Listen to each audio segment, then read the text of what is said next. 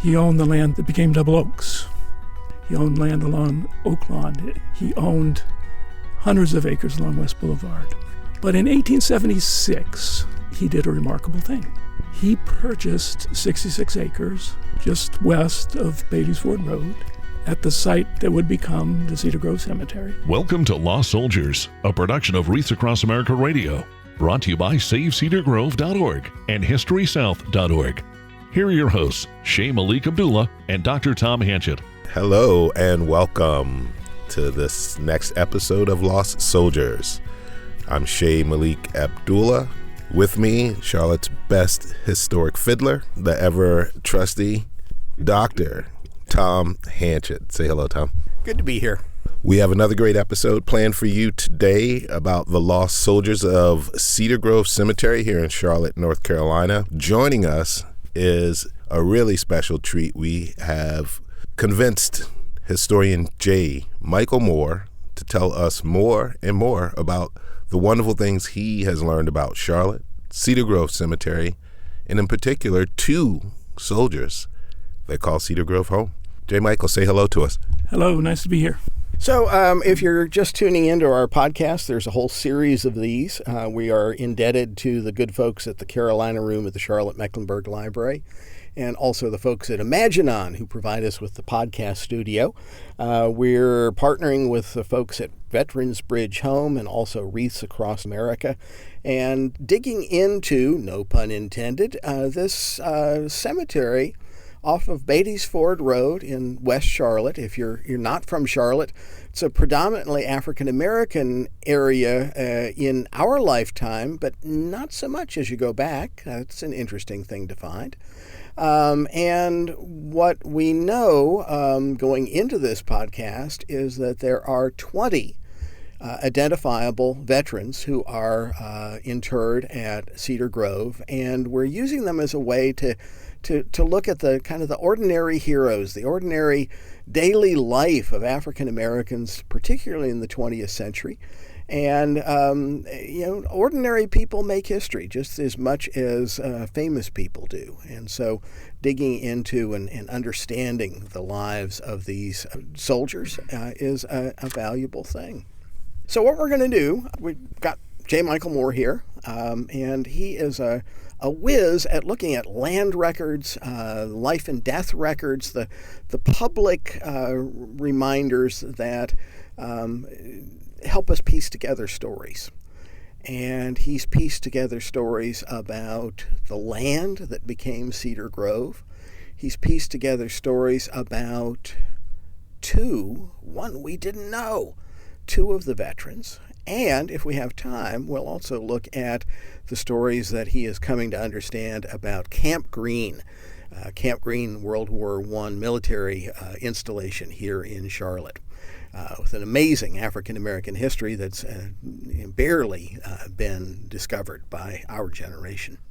So with all of that, we are so glad to have Mike Moore here. And tell just for a minute how you came to explore all this stuff. You're from New England, you came to Charlotte, and you ended up hooking up with the good folks at the West Boulevard Coalition. Thank you both. Thank you, Tom. Thank you, Jay. I moved here about a decade ago, and I had the good fortune of getting connected with the West Boulevard Neighborhood Coalition. So about 7 years or so, I've been working with Ricky Hall and other folks out on West Boulevard, helping to document, explore, expand a wonderful history and legacy of Black community development out there. And that work ended up putting me in touch with Historic Camp Green Neighborhood Association. It's an area just to the north of West Boulevard, and led to a little bit of exploration of the history of that location, how that camp came to be, what happened there, and what that meant for the history of that place going forward and up till today. So as we're looking at the west side of Charlotte, in our lifetimes, it's been an almost entirely African-American area, but that has an unexpected history. There were white landowners and black landowners in that area, and that history ends up being much more complex than you might expect. And as Mike Moore has gotten into this, it turns out that he knows the guy who created Cedar Grove Cemetery. It was a Schenck.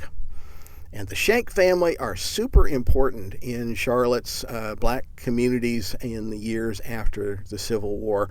Talk a little bit about William Schenck and how he came to own this land. When people hear the name Schenck today, if they know it, they're liable to know the story of John. And John Schenck needs and deserves to be well known because he was the preeminent leader of black folks, political leader of black folks in Charlotte in the period after the Civil War. Cedar Grove Cemetery itself, that land was, before it became a cemetery, the farm of his brother William. And how William came to own that is a window onto a history of race relations and politics in Charlotte in the Civil War and just after. It's a remarkable story, actually. It involves another character, a white man named Rufus Berenger.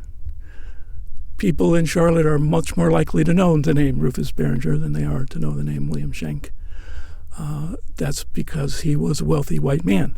But he also had a remarkable story and a remarkable impact on Charlotte. He came from a family of slaveholders in Cabarrus County, was an attorney, didn't support secession when the Civil War was about to start, but once it did, he went all in, joined the Confederate Army, became a Confederate war general. So the war ends, he moves to Charlotte, and he recognizes the rights of black people. He recognizes the rights of African Americans to full citizenship, and he supports them. And he does that partly through his political work as a leader of the Republican Party, partly through his work to support the creation of what becomes Johnson C. Smith University, both financially and with his time as a member of the Board of Trustees there. I know him because he was the largest landowner along West Boulevard in the 1870s, 80s, and 90s. But it turns out he owned land and a lot. He bought land when he came to Charlotte in a lot of places around. He owned the land that became Double Oaks. He owned land along Oak Lawn. He owned hundreds of acres along West Boulevard. But in 1876, he did a remarkable thing. He purchased 66 acres along just west of Beatty's Ford Road at the site that would become the Cedar Grove Cemetery. He purchased it from the previous white landowners, and he did that in order to help William Schenck become a property-owning farmer. So he bought the land, and simultaneously he contracted with William Schenck, who would pay him an annual rent, but in the process he would also pay him over the course of 5 years the cost of the land, what it cost Berenger to buy it, and then he would become the owner of the land. And that's exactly what he did. That is remarkable. Rent to own. Now let me put a little bit of context on all of this because, coming out of the Civil War, the political parties are different than what we might expect, and we'll come back to this probably I think later on. Republicans are the party of Lincoln. Lincoln began the Republican Party, and so African Americans tended to vote, be supported by the Republican Party. So Berenger, coming out of the Civil War, you would expect him as a wealthy white Confederate leader to be a Democrat, but he's not. He's someone who, as Mike Moore has been saying, is very supportive of black rights, looking for African American people to have the wherewithal to be citizen actors in our society.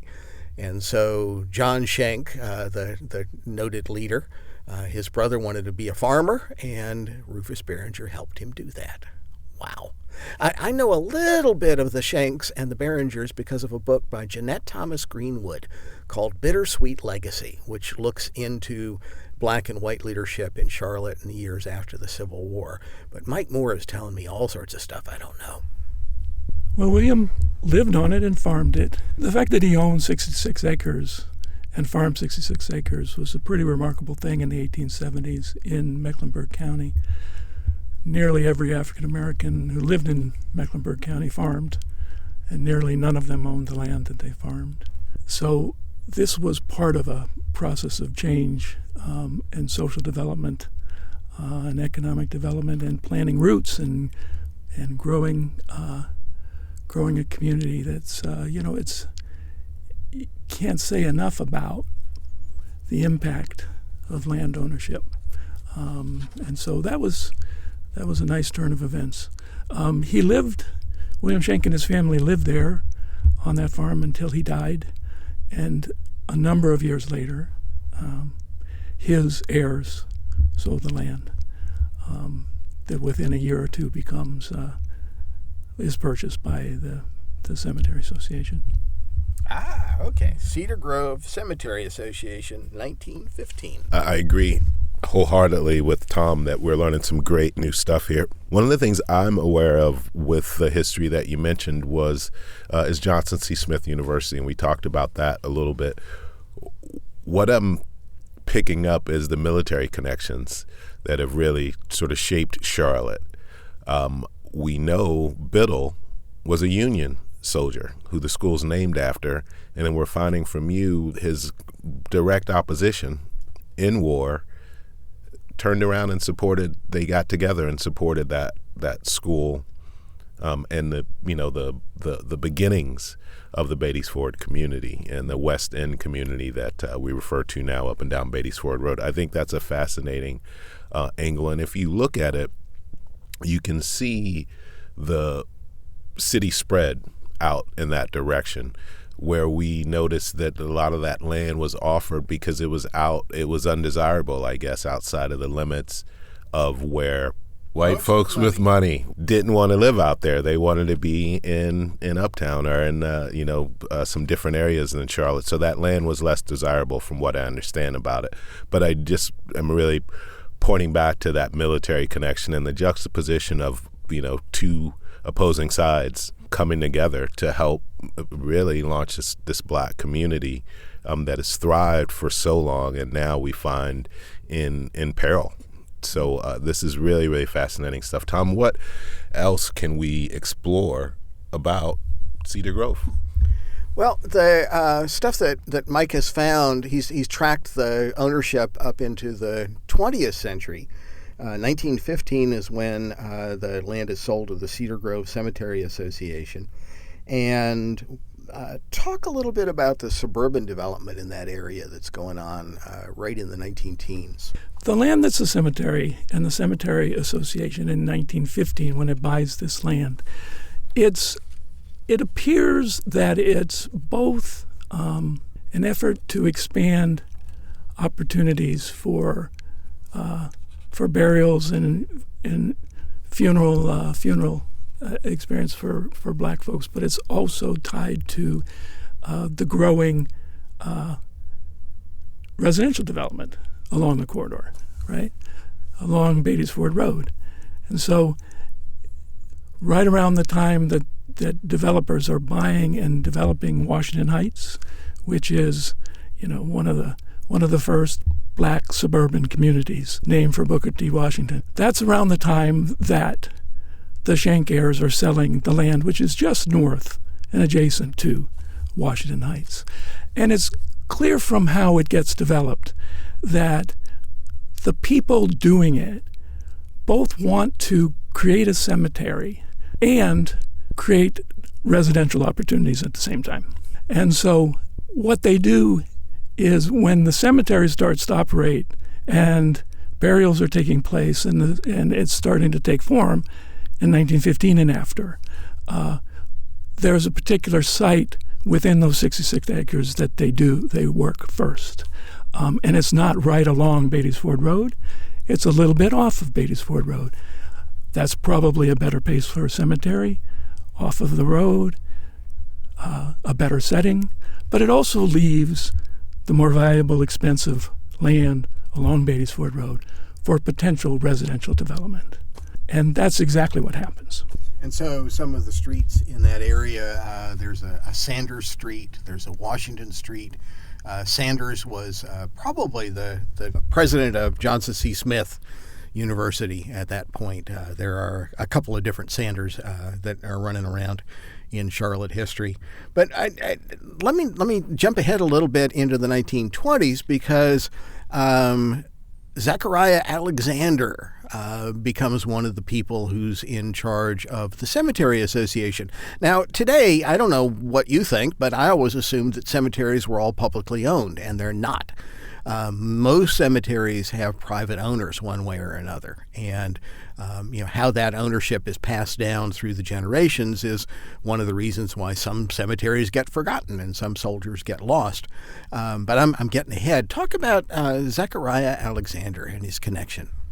Zechariah Alexander is important to this story for several reasons.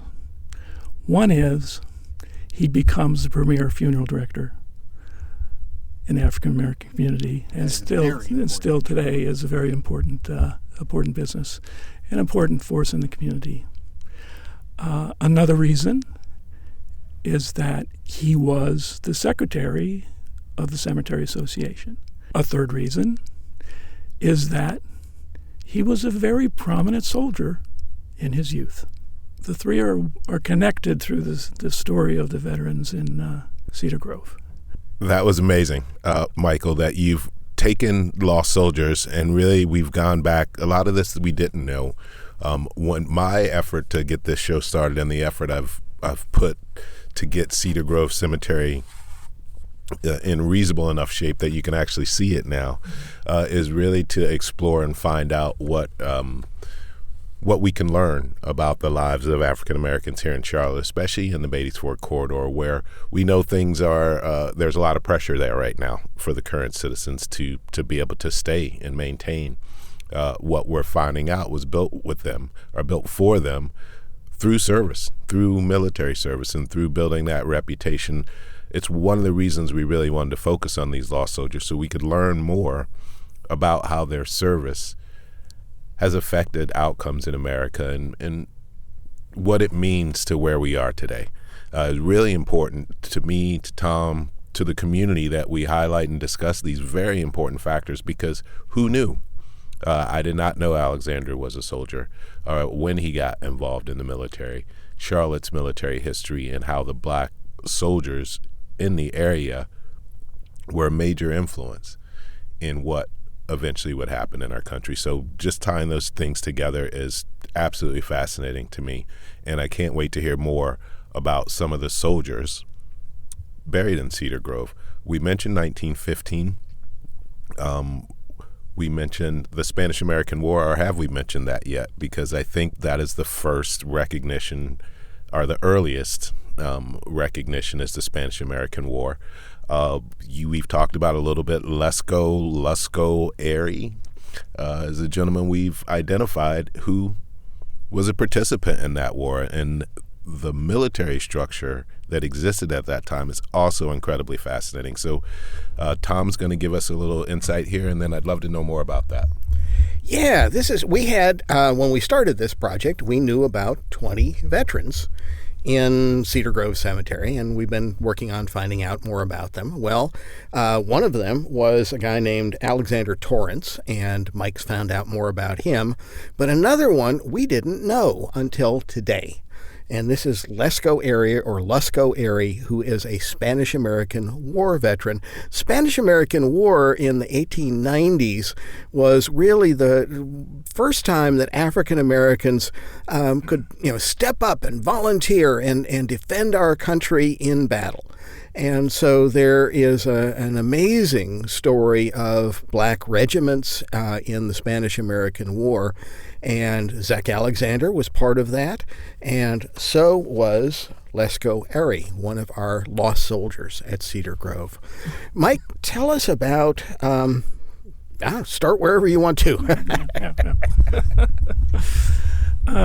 Zachary Alexander is a young man in Charlotte in the 1890s. There is a black local militia, state guard organization in Charlotte at that time.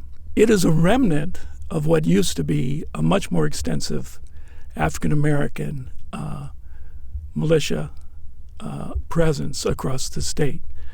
But by the 1890s, Mecklenburg County is the very last existing example of that.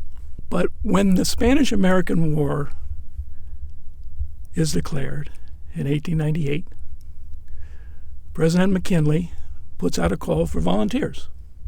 And in North Carolina, that initially was a call for white volunteers. But in 1898, there was an unusual constellation of political power in North Carolina that had been the result of a coming together of black voters and poor white voters to create a more just and equal society and government. And because there was a governor who was elected in this fusion process, he supported the demands of black men in North Carolina for them to be able to step up and volunteer and say, I'll go, I want to do this. It's my responsibility as much as anyone's, and I am as much interested in doing that as any person in this state. And because of the influence of black voters in that government, that did happen. And North Carolina became one of only 3 states in America that had a black Army battalion that was entirely African American, including the officers. Young Zachary Alexander joined that movement, and he must have been a remarkably capable man, because even at a young age, he became a sergeant major in that organization, which made him the highest ranking non-commissioned officer in that organization. But they were able to enlist people from all across the state into this new military group, and they did it by county. And this is where the story of Lesko Airy comes in, because he's a 19-year-old man in Iredell County, and he volunteers. He joins that infantry troop, and he's in Company G because Company G is the company from Iredell County. Alexander's in Company A because Company A is a company from Mecklenburg County. This is a historic military force. Now, they never leave the States. They don't go to Cuba. They have a really powerful and sometimes very difficult experience, both training in North Carolina and subsequently in Tennessee and then in Georgia. It's in this context that these guys are stepping forward and joining the Army and proudly wearing the uniform. There's a wonderful photograph of Zachary Alexander in his uniform with all of those stripes on his sleeve as a sergeant major. It would be wonderful if we could find such a photograph for Lesko Airy. Powerful stuff. Powerful stuff. This is a time of segregation, and so segregation is separation of black and white. But often it meant that black people had no opportunity, and no opportunity to form a regiment, to lead their own troops. That was a tremendous step forward in the late 1890s. It did not last very long. In statewide politics, there was something called the White Supremacy Campaign, 1898-1900, that put in place barriers to voting, wiped out a lot of black political power, and brought forth a new intense era of segregation after 1900. But this Spanish-American War advance is really something special, and having that connection with the lost soldiers of Cedar Grove, we figured there'd be something cool here, and we found cool stuff. Those soldiers, not only did they serve and have this experience, but they became a very public entity, and a very politicized one. The reestablishment of white supremacy government, as you were just describing, Tom, the actual fact of the 3rd North Carolina Volunteers is used in this process to try and reassert white supremacy in government. And the fact that the governor created this force, and they listened to James Young, who was a black political leader from Raleigh, who became the colonel who led this infantry, becomes part of the campaign against him, and part of that movement to create Jim Crow. An advance, a backlash. Again, mind blown. This is why Lost Soldiers is such an important endeavor, and why I'm excited to be here with Dr. Tom Hanchett and Mike Moore, learning more and more about how this place came to be, but more importantly, the life and times and commitment of African Americans, Black Americans, to the future of the country, and the consistent battle they had to face, even when they've already stepped up and demonstrated their willingness to fight for this country, their ability to fight for this country, their prowess as fighters and leaders in this country, and the threat that ultimately becomes to the white supremacists and the white supremacist movement. So I'm just, mind blown that we're finding out all this great stuff, because it seems almost before the country even had a organized military, black soldiers were leading and pushing and fighting and politicizing the opportunities to be engaged in creating, the land of the free and making it a real thing. So to understand that integration had already happened before, I'm aware of some of the stories that happened in World War I and World War II, other conflicts in between the Spanish-American War, and they are really affected by, again, that white supremacy push to eliminate these contributions that are so substantial. It's a strange juxtaposition.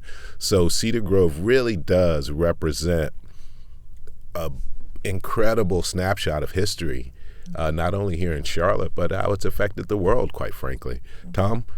Zach Alexander, let me follow his story forward just for a minute. Zach's set up a funeral home, the Alexander Funeral Home. They're still around today, and that was an economic and power and cultural center, because it brought people together. It created an income stream, and it in many communities, the funeral home in African American South, incredibly important. Well, Alexander's 3 sons became part of the funeral home, and one of them, Kelly Alexander Sr., became statewide president of the NAACP in North Carolina for decades. Another, Frederick Douglass Alexander, became the first black person on city council in the 20th century, 1960s, and went on to be a state representative in Raleigh. And his nephew, Kelly Alexander Jr., recently passed away, also a state representative in Raleigh. And so these connections to Cedar Grove, to being Zach being the treasurer, the secretary, the organizer, the manager guy who made that cemetery go, has echoes and echoes into our own time. We got just a few minutes. There was another soldier that you found stuff about, Alexander Torrence. We know that he was a corporal, U.S. Army, North Carolina, World War I, served in the 322nd Butchers Company, and that's all we knew. What do you know now? Well, we know a lot. But before that, I just want to fill out Lusco Aries' story just a little bit. We're not done talking about Okay, Lusco. because we don't know as much as we hope to know.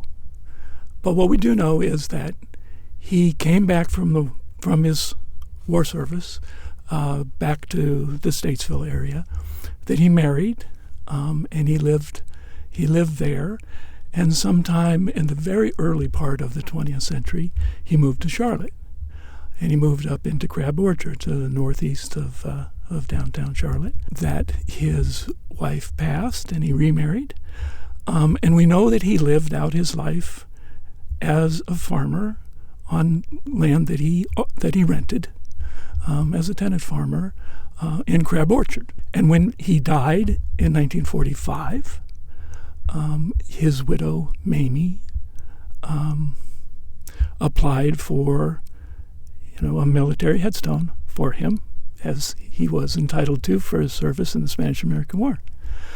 And in that application, she named a cemetery, which is not Cedar Grove Cemetery, as the place he was going to be interred. But we know that he was buried in Cedar Grove. And so it's easy to imagine that his connection through his service in the Spanish-American War with Mr. Alexander may have influenced that decision, and perhaps even the Alexander family invited the burial there. That's what we know so far about Lusco. Alexander Torrence. Everyone called him L. His nickname was L Torrence. He lived on West Boulevard. He was born and raised on West Boulevard. His father, Daniel, was a prominently known and well-liked member of that community. His father, Daniel, was born enslaved in the Raleigh area. And as a boy, he was hired out to help build the North Carolina Railroad. When the war between the states started, he was then put to work building the ramparts to sort of protect the city of Raleigh. And when the Confederate Naval Yard was moved off the coast to Charlotte, he was brought to Charlotte to work there. After the war ended and after he got his freedom, he made a life on West Boulevard. And he bought 15 acres of land right at the corner of what is today Remount Road and West Boulevard, in a community that was anchored by his friend and neighbor, Charles Parker. And by the outbreak of World War I, when they were trying to create Camp Green, Charles Parker and Daniel Torrence were two of about 15 black families who had bought land around that area and were farming it as a community. So L is one of his children, and we know about L because the West Boulevard Neighborhood Coalition did some interviewing with people 25 years ago. Basically got a bunch of people together to talk about their experience. And there's a woman whose name was Frances Streeter, and she was related to Ross Reed and the Reeds of West Boulevard. Sorry, I'm going too far afield on West Boulevard. She talks about L. He was the local barber. He barbered out of his house, where the retail development is there at the corner of Fremont and West Boulevard now. She talks about how when she would walk home from Second Ward High School, this is in the mid and late 1930s, that she would stop at L's. He often had pie. He had a bunch of different fruit trees, and he made really great pies. And he was also a local barber. So he had really warm memories of Alexander Torrence. So the West Boulevard connection is It's not a tangent at all. What I really appreciate about your work over there, and what we just found out, is the connection between these sides of town that are often at odds with one another, with what is really the West Side and who is really the West Side. It also brings me to think about prior to the highway project that sort of separated these neighborhoods and probably created all this, a lot of this rift, how we sort of see that play out today. And then when we look in the past, we can see, Second Ward out to Remount Road, that was, how long did it take her to get to school? That's quite a hike to do that. So just learning these types of facts are really essential. The fact that Alexander Torrence is also buried at Cedar Grove as opposed to somewhere on West Boulevard is an interesting point of conversation to me as well. And I'm curious about Daniel, if he served, and also any other Alexanders after Zachariah, did they enter military service?